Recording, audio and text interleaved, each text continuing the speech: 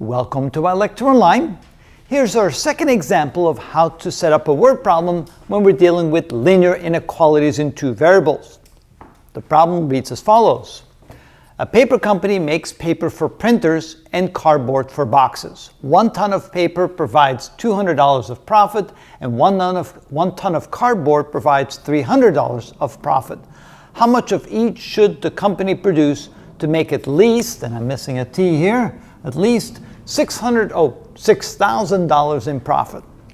All right, so how are we going to do that? First, we need to define the x and y variables. So let x equal the number of tons of paper.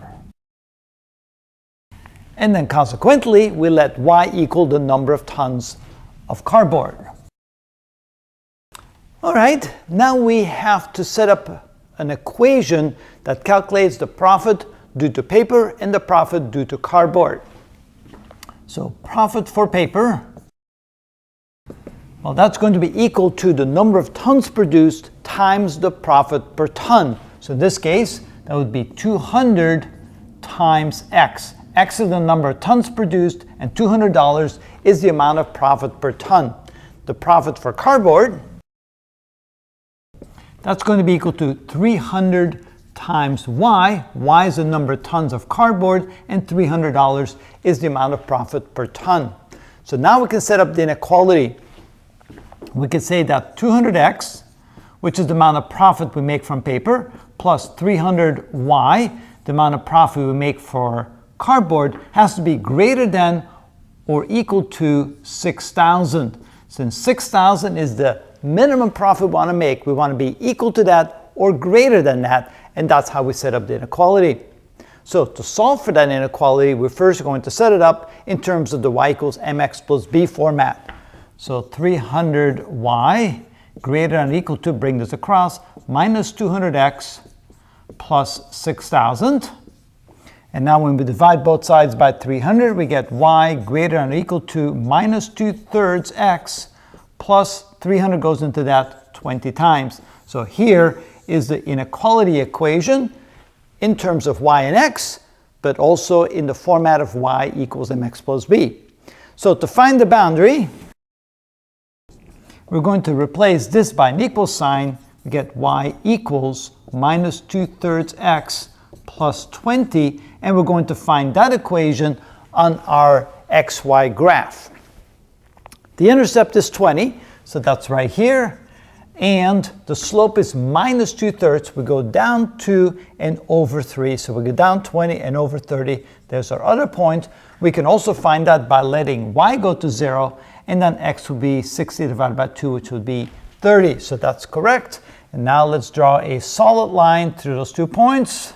There we go. And so that provides 2 regions. But in addition to that, we have to realize that we cannot produce negative tons of paper or negative tons of cardboard. That means that x must be greater than or equal to 0, and y must be greater than or equal to 0. Which means that anything to the left of the y-axis is not part of the solution. So we can go ahead and shade that out. Not part of the solution. Anything below the x-axis, when y has to be greater than 0, we can shade this out as well. Like this. Now we have 2 regions defined by this line. So we can call this region 1, we can call this region 2.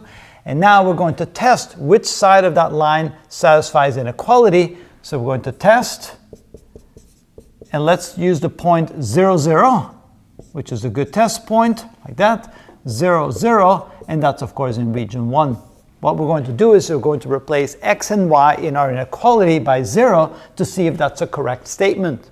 So that means we have 0 greater than or equal to minus 2/3 times 0 plus 20 question mark. And so if that's a true statement, then that's the region we want. If it's not a true statement, we want the other region.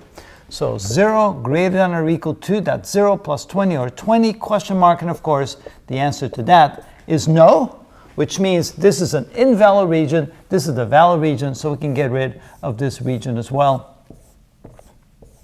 Which means that anywhere along here, along the y-axis to this point, along the line, y equals negative 2/3 x plus 20, and along the x-axis here, and inside this region, we produce that much paper and we'll make at least $6,000 in profit.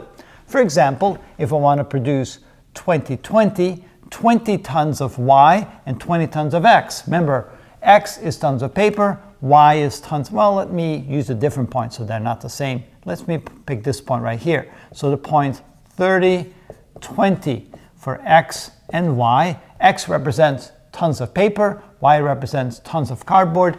If I produce 30 tons of paper and 20 tons of cardboard, I will make at least $6,000 in profit. So let's see here. Profit is equal to 30 times the number of dollars, which would be 200, plus 20 times 300, because this is the number of tons of cardboard, the number of tons of paper. So it gives us 6,000 plus 6,000, which is equal to $12,000 in profit if I produce this much this much paper and this much cardboard.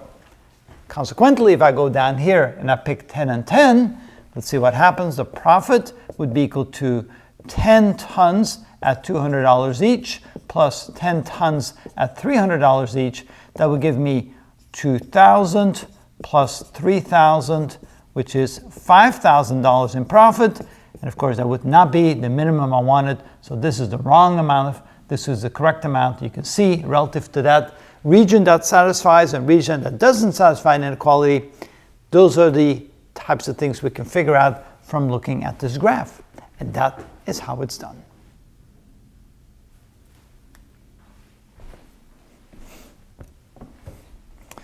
All right. Make sense?